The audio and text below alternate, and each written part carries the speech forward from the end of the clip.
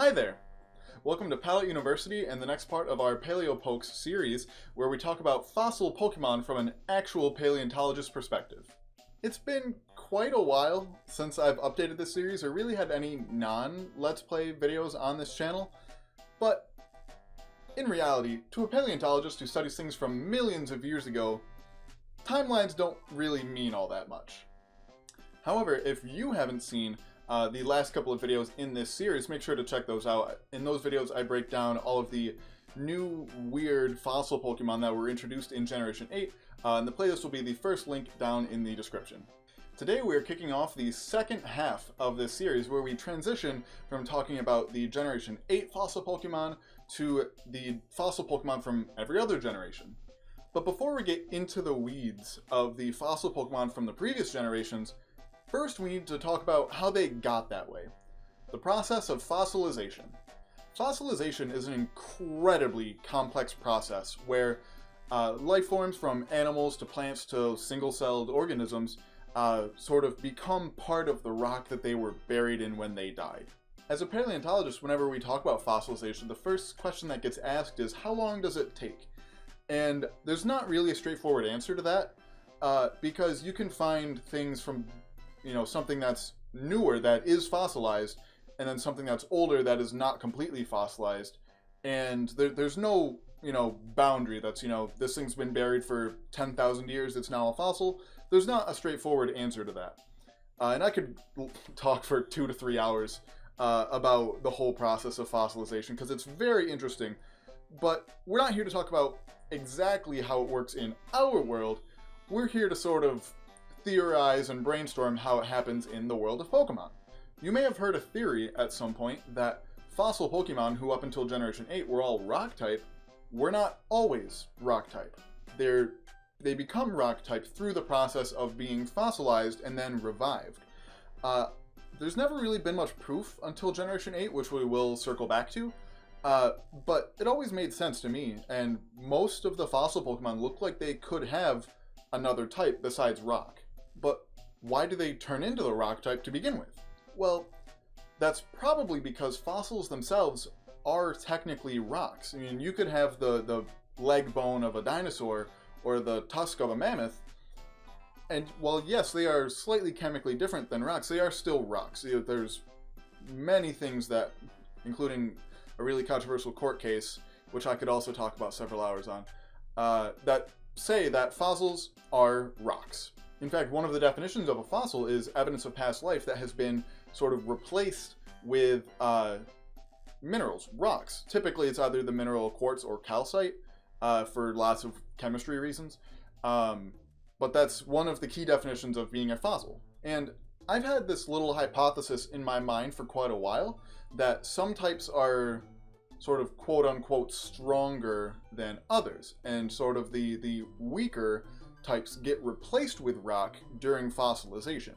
Total, there are 25 fossil Pokemon, and among them, they share 8 types, which are water, flying, bug, grass, steel, ice, dragon, and electric.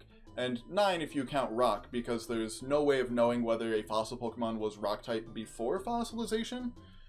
So like 8.5, basically. In my sort of half-baked hypothesis, based on the fact that we have fossil Pokemon with these types, that means that these types are sort of the strong types that can survive fossilization without being replaced by the rock type.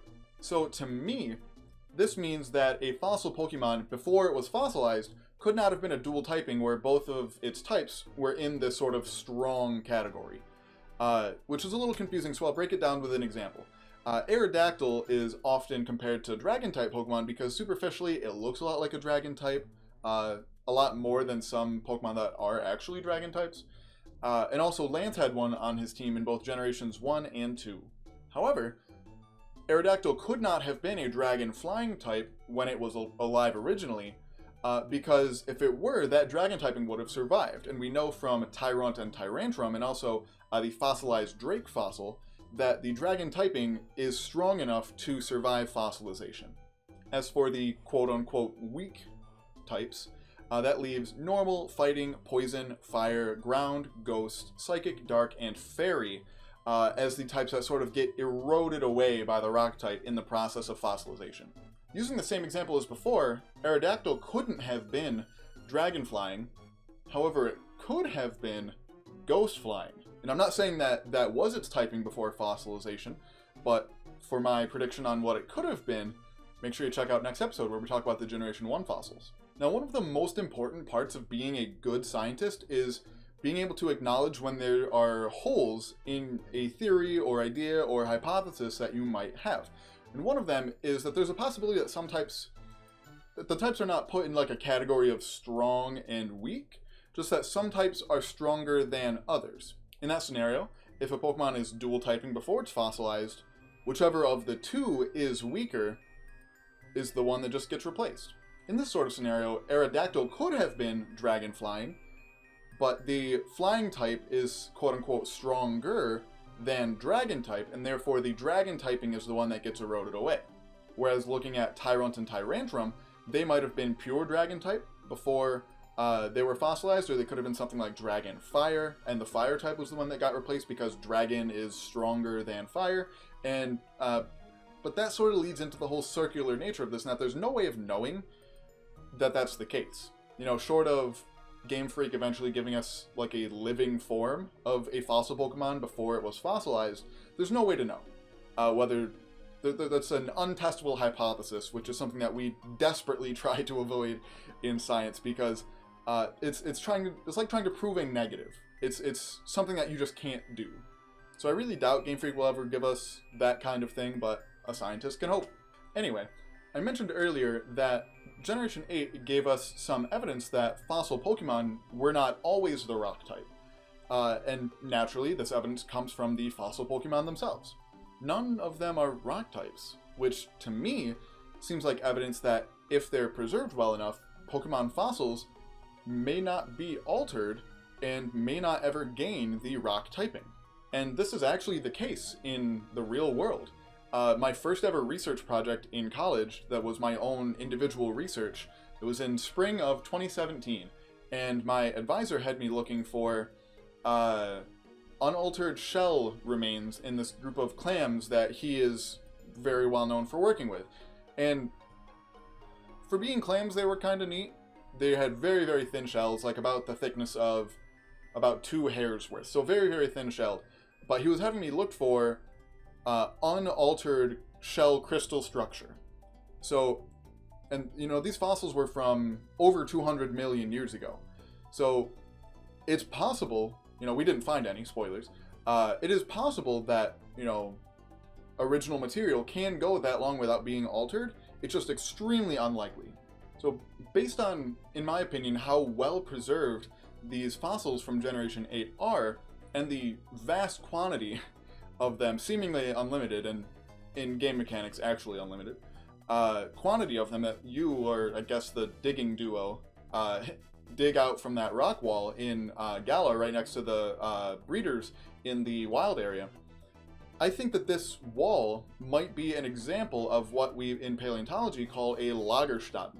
A Lagerstätten is a locality of extremely well-preserved fossils that essentially are almost like a snapshot of what life was like at the time.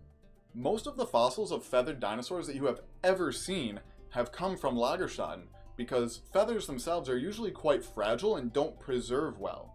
In fact, almost everything that we know about life in the Cambrian period comes from a single Lagerstätten in Canada called the Burgess Shale. The Cambrian was about 500 million years ago, and it was the very first geologic period of the Phanerozoic Eon, the eon that we are still currently in. 500 million years is a lot of time for fossils to have been destroyed, and you know, we've still been lucky enough to find this site with these animals that don't even have any kind of hard skeleton that were preserved almost perfectly. And that, or at least close to that, is the kind of preservation that I'm thinking that this rock wall that the digging duo digs from contains. The fossilized bird, dino, drake, and fish are so well preserved that they did not get altered to become the rock type, which is why when you combine them, none of them are rock type. If they were even partially converted to rock type, at least one of the 4, just statistically, would probably end up being a rock type. but none of them are, which is why I think that these fossils were not originally rock type when they were alive the first time. This was a kind of long-winded episode for this series, but I feel like there was a lot of theorizing and explaining that had to happen in order for the next few episodes in this series to make sense. Next, we will be diving in with the Generation 1 fossils, Kabuto, Kabutops, Omanite, Omastar, and Aerodactyl, and talking about, in my opinion, what their types were when they were alive the first time. Thank you so much for watching, and if you're new to the channel, make sure to hit that subscribe button and turn on notifications so that you don't miss when the next episode in this series goes live. Make sure you let me know your thoughts down below in the comments section, whether you think I might be right or might be onto something, whether you think I'm full of crap, which I very well could be. Make sure to let me know down below. Also, make sure to follow us on Twitter at Pallet_U to keep up on all things Pokemon science. And as always, there's a time and place for everything.